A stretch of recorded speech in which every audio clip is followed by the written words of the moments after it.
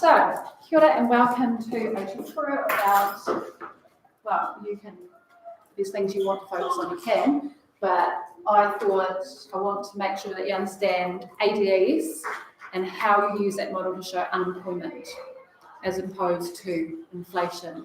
But we can talk about inflation as well. It's not a focus for your reassessment, but it is something that you will need to be put on. So, I'll go through it. If you have any questions, like from class, if you were doing the exercise, you don't understand why a certain event or situation caused AD to increase or decrease, this is a good time to ask. With your reassessment, you will have two events and you have to know whether it's AD or AS. Read carefully would be my hint, but the way that you know is by doing a lot of practice, and like when you get those situations, you're like, oh, why does GST cause AS to decrease, is to ask the question at the time and to think it through and try and work it out, and then you're more likely to remember the next time you get it. Right? Your events for your reassessment are totally, right? It's not even remotely the same. But they're still looking at the causes of unemployment. So, ADAS, to review, is like a big model that looks at the entire economy. You can use one for New Zealand, Australia, but it's just saying, okay, let's look at an economy and we want to look at something that will tell us about the price level. So a model that can help us understand what causes the price level to change, and that's PL, and also helps us to understand what causes economic growth or real GDP to change. And looking at the idea of derived demand, if we look at what happens to economic growth, we should be able to see what also happens to employment. And then, as a result, what happens to unemployment. So, it is a big model that actually can look at several concepts. Some people find that a bit difficult. So you have AD, which is your total demand in the economy. So just to recap, that is looking at households through their consumption spending. It looks at the government through their spending, which is G. It looks at investment spending by firms. That's probably one that people get a little bit lost in. AD measures their spending, but the only spending they have in this, and the circular flow model, is investment. Okay. And then it measures the overseas sector by looking at what we spend on others, export receipts, minus what we spend on, that's the opposite of what I meant, what other people spend on us, export receipts, minus what we spend on others, so our import payments, and that is also known as net exports. So AD, total spending, and really try and think about that whenever you see an event. Is this about spending or is it something else? The other curve that you have is AS. All right, and that is total production.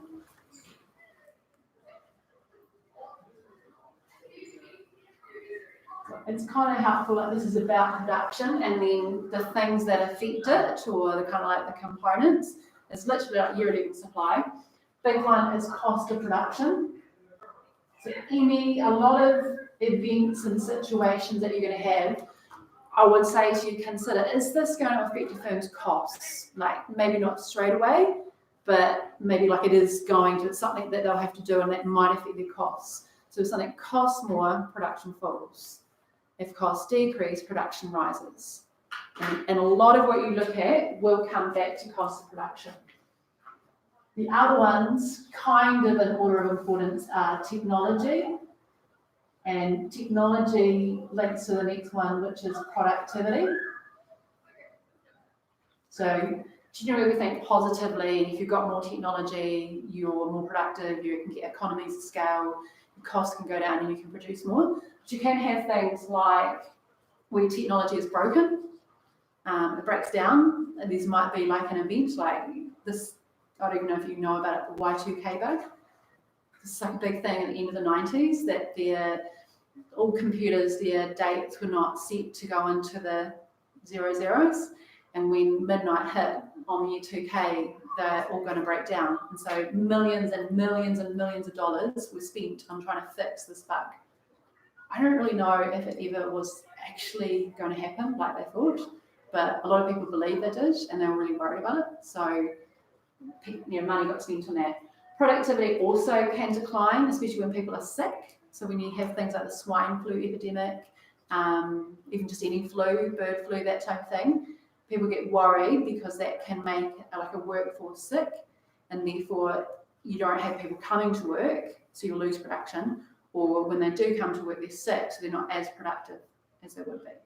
So, and these sort of things like big events like the Cricket World Cup and stuff like that, people can say, oh, this could affect national productivity because people are tired, they're watching the game, so they won't be like working as hard. Loosely, I think that is true.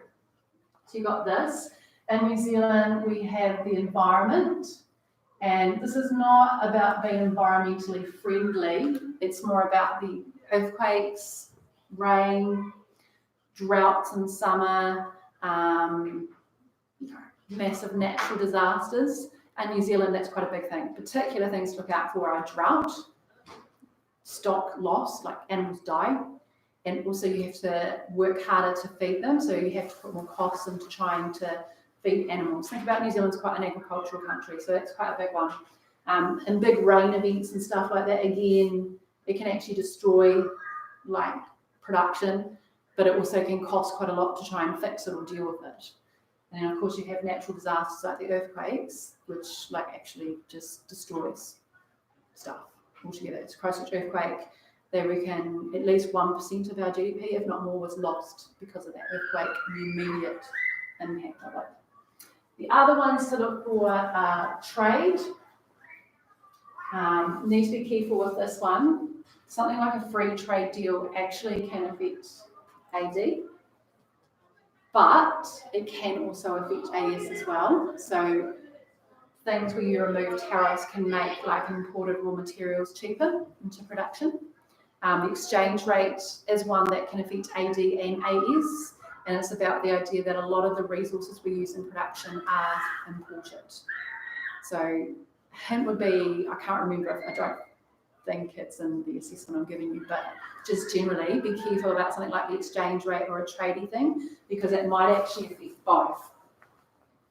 All right. The other one is political, and this is things like currently the ETS, the Emissions Trading Scheme, that could put a lot of costs on businesses. So again, costs on businesses as a result of a government law. They can have laws that actually reduce costs.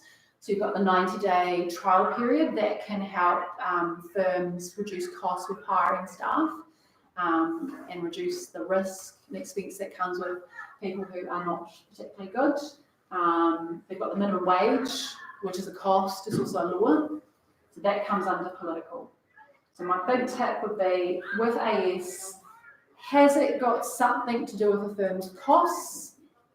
Is it something there? Then it's going to affect AS. The other one to think about is profitability. So it might not be directly costs like GST. GST is not a cost as such for the firm, but it reduces the profit margin they make because they have to pass that on to the government. So a word to think about is, will it affect their costs? Will it affect their profitability?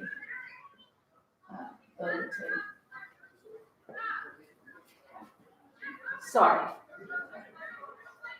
what I'll do now is I'll just go over how do we show unemployment.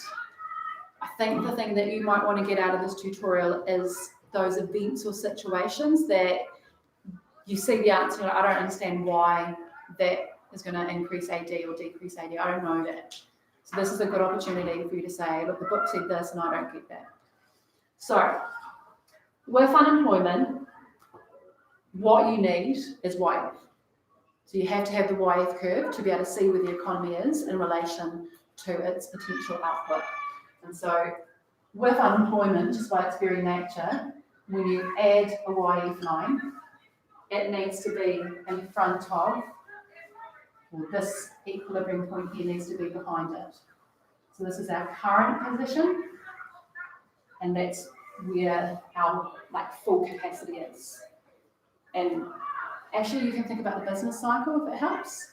This is kind of saying where are we on the business cycle. So we do it up here. So you've got your real GDP percentage change, plus, minus, and then you've got your different stages. So boom, the very big one, peak, recession. And if you kind of think about it, this is called a recessionary gap, when you have YF here and your current equilibrium positions here in front of it, that's known as a recessionary gap because you're not at full capacity, you're operating at a point less than your full output. So you're kind of somewhere here. So you can label it, you don't have to, but it's called a recessionary output gap. It's something that we used to teach in inflation, but you're not required to know it anymore. So a recessionary gap is when your output is less than your full potential. And it means that there's like less pressure on prices. So that's why it's called a recessionary gap, because prices are generally falling if the rate of inflation is falling to disinflation. So, do you have the information you have now to talk about unemployment? Is it here? Yeah. So what I want to hear from you is you're going to have to explain to me, you've got two different events and you're going to have to talk to me about what they do to AD or AS separately. You also need to talk about what they do to unemployment. So you have to say unemployment rises or falls. It's not a not change, they would go up or down, you have to say. And so to do that, key thing for excellence, which I think some of you are quite good at, but it's just going to be consistent, is you've got to integrate the model into your answer. So changes to the model into your answer. It talks about this bit here. So the gap between these two is unemployment. If the gap widens, unemployment rises. If the gap closes or gets smaller, unemployment falls.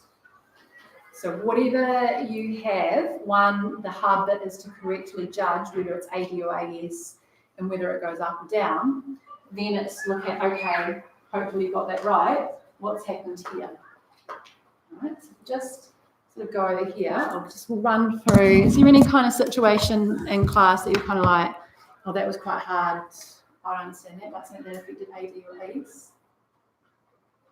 Like interest rates is a massive, there's so much to talk about there. Not asking about interest rates. The exchange rate, that affects both. So let's think we think about the minimum wage, which was in your original assessment. When you get to level 2 NCA and even level 3, be careful, they're wanting you to talk about AS. Yes, research shows that it can affect AD, but in terms of assessment, they would want you to talk about AS. So if you show you here, this is AD, AS, and here's your Y curve. So starting from here, and maybe you get a question that talks about minimum wage has increased in New Zealand. It's never going to decrease. The minimum wage has increased, wage rates have increased, something about that. Then this one, AS. And it's AS in the very first instance because it's a cost of production. So, if you were explaining this one, which you're not, I want to hear you talk about the cost of production. So, I've said to some of you, you need to talk about the variables in AD or AS. This is AS, so I need to hear about the cost of production going up. And then a really good thing to do is talk about it reducing profitability.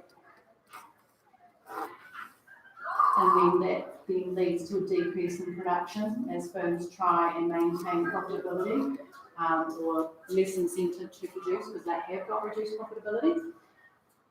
There's not as much meat to that, there's not a lot to talk about there, but AS is going to decrease. And this is what we mean by integration. AS will decrease from AS to AS1. So, for example, I would show AS decreasing. So, a decrease in AS is shifting inwards. There's a hint. Got to get that one right. So you show this, fully label all changes. We're not really focusing on the price level, but we do have the price level going up. So AS will decrease from AS to AS1. There's my first little bit of integration, so including changes in the model to my answer. And the result, there's two things going on here. The price level, because we're doing inflation, will increase from PL to PL1. So that's again integration. So I'm referring to the changes. Why? Because there's less produced, so therefore to combat shortages, prices have to rise. Right? So if this was an exam and you had time, I would encourage you to say that. But if you don't have time, you don't need to worry too much about that. All right? Idea: prices rise due to shortages as production falls. You've got less produced. How can you send a message to consumers that we need them to spend less as well? You need to push up the prices, otherwise you have a shortage. All right, and that from our new inflation topic, when the price level goes up and AS has decreased, this is called cost push inflation. This is what I want from inflation. This is cost push inflation. So, do you want us to say that? No. Well, I'm just doing it because you're doing it in class, and also know I wasn't here yesterday, and perhaps you were on the phone confiscated because you were finding it too difficult. I don't know. All right, but that's the kind of thing we're going with now. For you, and this is the thing with inflation, it's very specific. It's going to say, explain what happens to inflation. For your reassessment, I'll say, explain what happens to unemployment. So you actually don't need to worry about this. If you feel like you just want to put it on the side, sure, but you don't actually need to. When you get to inflation, they're not asking you about here, they're asking you about this. So you can talk about what happens here, but what the examiner is looking for is that. If we're talking about unemployment though, and I said to you, explain to me what happens to unemployment, I need to hear what happens to this bit here. So you can then lead on, or just go here. So, also, due to AS decreasing, output, I would go here, I would talk about output first in the economy, will fall from Y to Y1, so again there's your integration. So I'm talking about output real GDP, you could use either word. And as a result, unemployment will increase rather, what you're reading here. Or employment will decrease, so you talk about employment, will increase from YF minus Y, so I'm saying here to here, to here to here, to YF minus Y1. That's what I mean by integration. So if you get asked what happens to unemployment, you have to finish with, actually, does it go up or down? And refer to the model. I would also want, you don't need to repeat this all the time, but like, how do we know that unemployment has increased? We can see it on the model, and logic would tell us it also falls because we talked about output falling, and we know that labour, particularly derived demand, to bring that into it, that unemployment would increase because with less production there will be less demand for resources like labour. So unemployment will increase as less production leads to less demand for resources, and the big one is labour, especially labour. Now, you've already told me that production falls, so you don't have to repeat the Y to Y, you've already got that. And we've already said that the You could say the recessionary gap would increase, if you like, but I must hear you say the words that unemployment would rise in this case, and then you have to follow that with integration from the model. If it's an exam, there can be a bit of generousness given in terms of the marking, like if you don't do it every single time, but you have done it more or less. It's not like perfect, but it's there, and you get credit for that. But I want you to try and always make sure that whenever you talk about a change in the model, that you refer to one of the labels. Do I have questions at this point? Not by itself, because it's just talking about the minimum wage. You have to have something else to compare it to. So generally at year 12, there's kind of like one question, like one event, explain what happens, merit. In 5, like another event, talk about what happens in Y, maybe in 6, and then what we're looking at is a comparison, something that, you've got there, you're already in 6, and now you can talk about why one event is bigger and less. No, not for the reassessment one that we're looking at. To be honest, I will look at changing that question for next year. Sometimes you can, sometimes you will have to show the impact of both events, and you're looking at the combined. So your question might be about what is the impact of the combined effect of both these events, and it could be about the idea of offsetting, particularly if something like inflation, you've got this thing happening, but it's actually offset by this, so the overall effect on inflation is less. If you're looking at level 3, which I think you all should consider doing, usually it's about looking at the impact on something like inflation versus unemployment. So you've got, this in itself is quite good for inflation, it keeps it down, but it actually has a negative effect. So we draw the different events. Yeah, you'll be given quite specific instructions, draw it like this, draw it like that. All right, and then I am going to be looking for one to have a bigger impact. And you've got to think about logic, try and think about the 2 events and think about what you know about them. Think about the number of firms affected as a hint. Think about, if you're talking about something like, so a thing that can affect AD is export prices. Something like, there was a thing about honey exports or something. It may not have been honey, it might be something else compared to like dairy exports. Honey is a good export, but it's not a major export. So if the price of something like honey was, go to room 9. Yeah, room 9.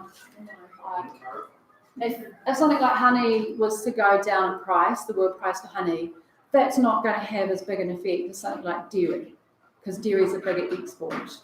And so I usually get some text that talks about, honey exports are worth this much, dairy exports are worth this much. And you could use that to go, well, the honey exports isn't going to have as much impact on inflation because it's only really going to affect one industry. Another thing I might compare it to is the exchange rate. So, honey exports are down, and the exchange rate's depreciated. The exchange rate affects everybody. So it's not just like one industry versus everyone or in a really important industry. So those are things to maybe look out for. With aggregate demand, consumption is the big one. So you might have something like investment spending, business confidence is down, but then interest rates are down. Well, that's a good one because business confidence does just affect investment in firms, whereas something like interest rates has a major impact on household borrowing and household spending, and consumption is like the biggest part of aggregate demand. So that in itself would mean it's going to have more impact. But also interest rates affect other aspects of the equation as well. It will affect the export sector and the imports. It's going to affect investment as well. So think about like the event in particular of AD, how many variables are affected, which variable is affected in relation to the others and the size of them. This one's big. Government, yeah, but not as big as other countries. Investment's not that big in terms of the other variables in their size. Right, so there's something there. Now, I could probably, with the time, go over something from AD and look at how that affects unemployment. So this is an increase in unemployment. If it was something positive, like the minimum wage going down, what's that going to do to unemployment? Decrease it, yeah. So you need to be able to think, is it AS or AD? Is it going to increase it or decrease it? And then how does it affect unemployment? If you're looking at unemployment, if it's going to increase, you're looking at a decrease in AS or a decrease in AD. That is what's going to cause output to fall, and therefore it's going to affect unemployment. The reverse is true for decreasing unemployment. Now, is there something that we looked at in class that we went through those tick boxes at AD, AS? Is there something that kind of rings a bell? Like GST is a hard one. Business confidence, a lot of students mess that one up. So that's investment. So right now, the situation is that business confidence is really low. So that's going to cause AD to fall.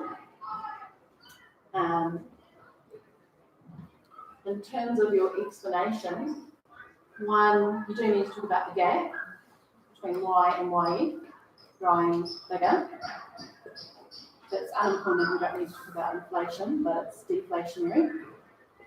But what I would be looking with, if you have business confidence and it's low or something like that, really bad, lowest in decade or whatever like that, one, that it's AD, it's going to cause it to decrease, and that it's because it affects I.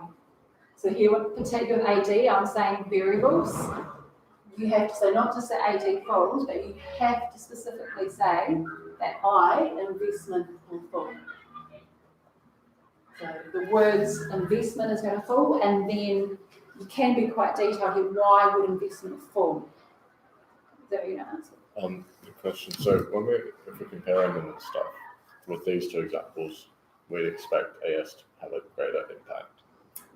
That's minimum wage. That's quite a big one. Yeah, it affects all firms and costs. Not all firms carry out investments, so you could go like this. This is not. I've never seen these two compared, but yeah, I probably would go with that one. I'd also go with that one because potentially that could affect AD as well. Yeah. Will the events both affect AS and AD, or will they affect? My suggestion to you is on Thursday I'm going to have to do quite a bit of teaching of ATs just to get everyone back and where they need to be, particularly on the cost push demand pull thing. Those questions, those exam questions in your workbook would be good where it compares to, so get used to it. But I can tell you that your reassessment is based on an inflation question from either school exams or NCA. So if you were to look at some of those NCA questions or the school exams, you might find the one that I have adapted and just changed it to unemployment and not inflation. There's quite a few. Yeah, there is quite a few, Can yeah. you tell us what year? I actually can't remember what year, to be fair, anyway. So if we're doing a comparison or something, do the actual differences that we're drawing on the graph, like the sizes of the increases, matter? Like relative to each other? If you like, what I would say is read like all parts of the questions first. So sometimes a good idea of that, and especially with your internal coming up, is to kind of think ahead. And when you do show changes perhaps on this model, and then you've got another question here, this model, you might want to do something like make the increase quite big there compared to like a smaller increase here, and so the effect on Y is smaller here. And then yes, you could use that, and that would be probably like a really strong E to do that the increase or decrease in Y is smaller. I'd probably go Y2, Y1, because then you can be like really separate. The decrease in Y1 is bigger than the decrease in Y2 on graph 2.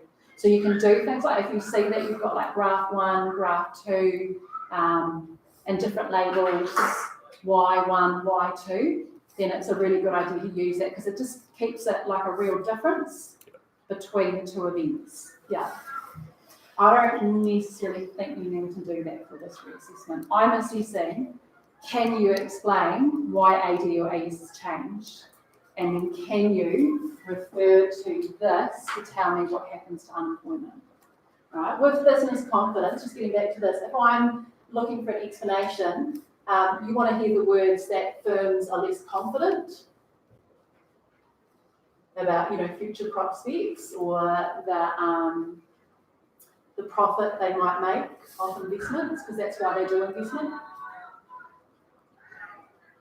And so they will therefore decrease their investment. So they're less confident that their investments will pay off and they'll get good profit. If you've got a text, it might be about that they think that their future profit will be taxed. So they have less incentive to invest.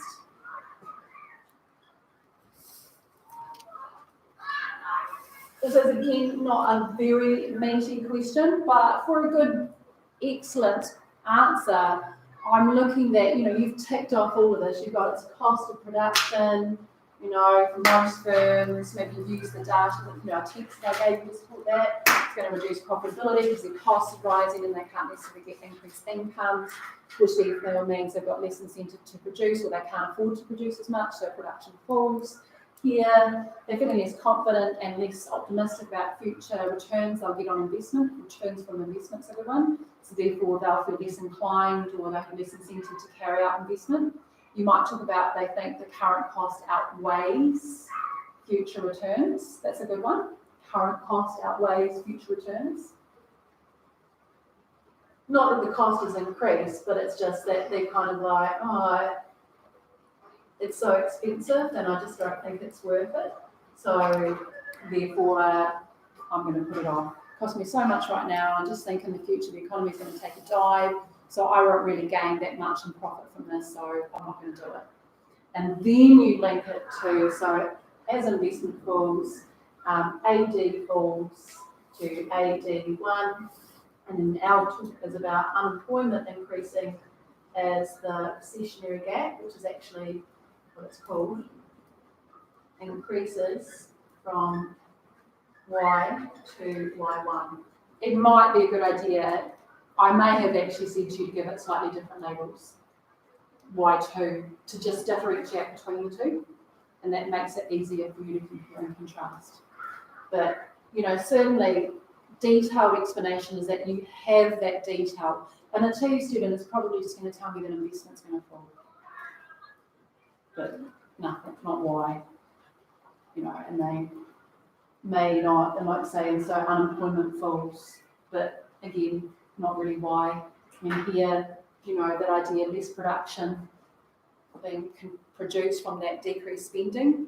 So there's a little extra detail here, decreased spending would lead to decreased production, which then means that there's less demand for resources.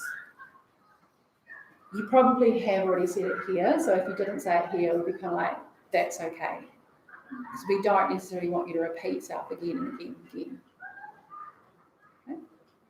Are there is you sure there's nothing that's come up in class? Maybe like when it happens in class when we go over something, like just say, actually, can we just go over because I don't understand why this affects A's or AD, and you won't be alone, there'll be other students as well.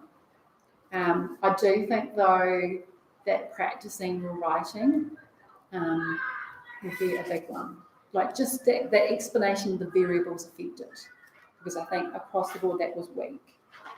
And probably the one thing, I don't think it was with you, maybe with the other class, people got things wrong. Like they said it was AS when it wasn't A's. So it's actually wrong. You can't get an E.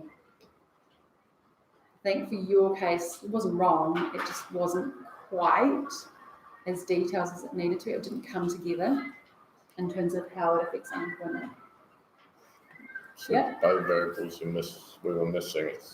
Yes. Kind of like the first bits on each one, like cost of production, for example. Yeah, so if you're talking about AS, which of these is it? AS is easier because it's not specific variables like this. So when you talk about AS, which one or ones of this is AS? Like with AS, actually, something like this in the long run can affect AS because it can affect these two. If you have less investment in the economy in the long run, that would feed through to less technology and probably lower productivity with firms, which means their costs are going to rise, their profitability will fall, and aggregate supply will decrease. Do you mention that? You could go there. I'd just be careful with something like that. If you know you can explain it, do it. If, however, you're not entirely sure, at this stage, it's probably better to leave it out. But yeah, something like investment, it is aggregate demand, but it can also affect AS in the long run. And it's similar that you have an increase in investment that could positively affect AS in the long run, but the words might or could, because one of the things with investments is they don't always pay off. You could do some expensive R&D into something and actually it fails, it doesn't work out. And so you don't get any production gains from it, you don't get any new technology because it was the wrong investment, it didn't pay off. So particularly for E, there's a hint. Always kind of leave yourself open a bit with like would, could, might. It doesn't seem to be as unfairly punished, particularly with 3, but maybe like a couple of years ago, like if you said will, does, like you're quite strong, they kind of tended to mark you down because that's like, well, ceteris paribus, there's so many other things that could happen here that doesn't actually happen at all. Like you may not get a full unemployment because actually the government's just done a massive tax cut and households are spending more. So therefore, it doesn't matter that business confidence is low, or the government's just spent a huge amount of money on trees and regional development and infrastructure, and that totally outweighs the fall in business confidence at this particular point in time. Right? Something like that is important, especially for your next internal coming up, that you're doing a combination of policies, and that means that the overall effect can be quite different from individual policies. Right, is there any other questions? You've just got a few minutes before your annoyings come in. You can ask me, like when we're in class, and I really encourage it, that when we do something and you're like, oh, I don't quite get the why, then ask. Or if I'm not around, try problem solving. So kind of like, so the answer's saying that, why is that? And try and work your way back and work it out. It's like a really good idea if you can do that and not just be like, oh, that's the answer and try and remember it. Because if you don't actually understand why that's the answer, then it'll be harder for you to remember in the first place. Right? But definitely get as much practice as possible with all the different scenarios that can affect ADs, because in the test you'll have to work it out like, okay, is this AD or ES? Usually it's fairly obvious, but sometimes people get confused. Is there anything else you want to ask? So with the actual test, it's on the Tuesday. No, it's on Wednesday. No, it's separate from class because it's not even remote. I mean, probably some other students in the class could give it a go, but there's not much point. It'll be on Wednesday. I think it would only take you half an hour at the most. Yeah, it's about 5 next Wednesday. So, well, if you want to start early, like you have today, that's okay. We can do it in here at lunchtime. Otherwise, if you want to, I don't know, have lunch to get ready or whatever, but you need to let me know. No, I'm not intending to be sick next Tuesday, so you can let me know. All right, and then we can get it over and done with. I'm not going to be, right, half an hour, that's it, we're done. Like, if you need to finish a sentence or you just want another 5-10 minutes, that's okay. But it really shouldn't take you any longer than that because it's just one question. Okay? And your grade doesn't change. Like, you've got to mirror it. I'm not going to take it off you just because you might have had a bad day at the office on one particular occasion. So this question is similar to the third question from that first part of the test we did, isn't it? It's similar, it's the same, and then it's